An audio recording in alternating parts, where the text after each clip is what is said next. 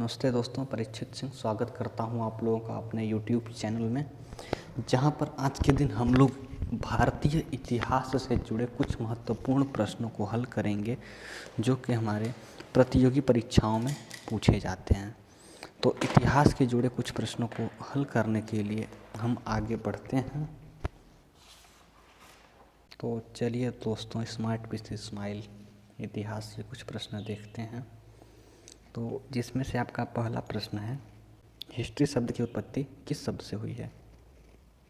आपके ऑप्शंस हैं Historia, Historica, हिस्ट्रिया और हिस्टोरिकल। तो आपका इसमें इसका उत्तर रहेगा हिस्टोरिया। हिस्टोरिया मतलब पहला वाला आपका सही है। यह ग्रीक भाषा की यूनानी शब्द से बना हुआ है। अब आगे देखते हैं कि हिस्टोरिया शब्द की उत्पत्ति किस भाषा से हुई है। आपका ऑप्शन है ग्रीक भाषा, हिंदी भाषा, मिस्र और अंग्रेजी भाषा। इसका आपका आंसर पहला है ग्रीक भाषा। हिस्टोरिया शब्द की उत्पत्ति ग्रीक भाषा से हुई है। इतिहास के जनक कौन है? अरस्तु, Karl Landsteiner, Herodotus, Karl Linnaeus. इसमें बहुत से लोगों ने अरस्तु लगाया है। अरस्तु गलत है। अरस्तु विज्ञान, जीव विज्ञान और जंतु विज्ञान के जनक हैं। जो हेरोडोटस थे ये इतिहास के जनक हैं। क्यों हैं इसके बारे में आगे देखते हैं।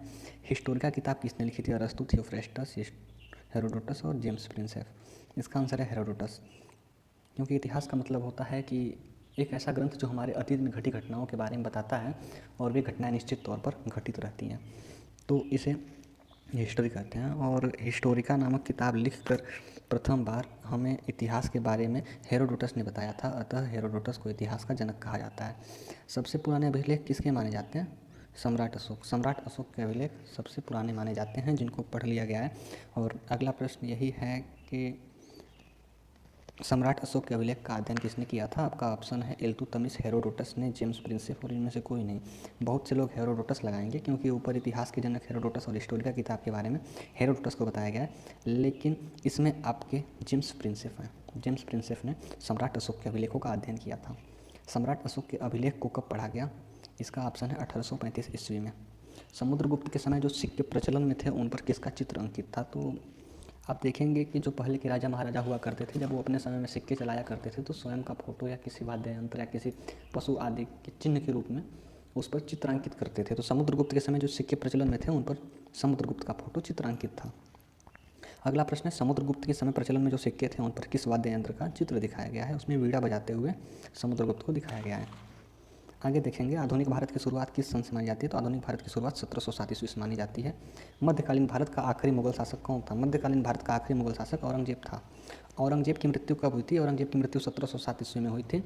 और 1707 ईस्वी में औरंगजेब की मृत्यु के बाद से ही आधुनिक भारत की शुरुआत मानी जाती है। अगला प्रश्न है, औरंगजेब के कुल कितने पुत्र थे? औरंगजेब के कुल पुत्रों की संख्या जब भी पूछेगा तो 5 लगाएंगे, लेकिन औरंगजेब के जीवित पुत्रों की संख्या 3 लगाएंगे। तो औरंगजेब के कुल 5 पुत्र थे, मुअज्जम, आजम, कमबख्श, मोहम्मद अकबर और मोहम्मद सुल्तान। मोहम्मद अकबर और मोहम्मद सुल्तान औरंगजेब की मृत्यु से पहले ही मर चुके थे और औरंगजेब की मृत्यु के बाद इसके पुत्र मुअज्जम, आजम और कमबख्श जीवित थे।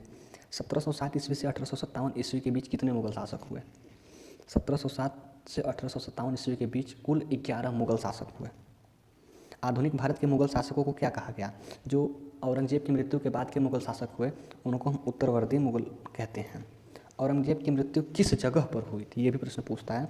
तो औरंगजेब की मृत्यु महाराष्ट्र के अहमदनगर में हुई थी। औरंगजेब की मृत्यु के समय मुगलों के पास कुल कितने सूबे थे? मुगल साम्राज्य कितने सूबों में था? तो इसका आंसर 21 सूबे थे। अब अगला प्रश्न, उत्तर भारत में मुगलों के कुल कितने सूबे थे? 14 सूबे थे। दक्षिण भारत में मुगलों के कुल कितने सूबे थे? 6 सूबे थे। अब एक जो सूबा बच रहा है इन सबका, ये अफगानिस्तान था। जजाओ का युद्ध कब लड़ा गया था? बता दें कि जब औरंगजेब की मृत्यु हुई थी तो उस समय जजाओ का युद्ध लड़ा गया था 1707 ईस्वी में। जजाओ का युद्ध किन के बीच लड़ा गया? ये प्रश्न बहुत ही बेहतरीन है। तो जजाओ का युद्ध मुअज्जम और आजम के बीच लड़ा गया था। बहुत से लोग राजपूतों और मुगलों के बीच बताए हैं, वो गलत है। मुअज्जम और आजम के बीच लड़ा गया था। जजाओ का युद्ध क्यों लड़ा गया बता दें तो जो मुगल हुए औरंगजेब की मृत्यु के बाद, वे अधिकतम उत्तराधिकार के लिए लड़ाई किए थे। इन सबको अयोग्य मुगल भी कहा जाता है, तो ये उत्तराधिकार के लिए जजाओ का युद्ध लड़ा गया था। अगला है, कमबख्श की मृत्यु कब हुई थी? कमबख्श की मृत्यु नहीं हुई थी, उसको मुअज्जम के द्वारा मरवा दिया गया था, क्योंकि जब मुअज्जम शासक बना तो उसने आजम को हराकर उसकी हत्या कर दी थी और वह अपने रास्ते के कांटे को हटाना चाहता था। तो इसका अगला कांटा था कम्बक्स, जिसको 1709 ईस्वी में इसने हैदराबाद के निकट हत्या करवा दी। 1709 ईस्वी में। पानीपत का प्रथम युद्ध कब लड़ा गया था? 1526 ईस्वी में। अब ये जो प्रश्न है आपका बहुत ही बेहतरीन दोनों प्रश्न है। 26 और 27 नंबर। प्रथम सैनिक विद्रोह कब हुआ था?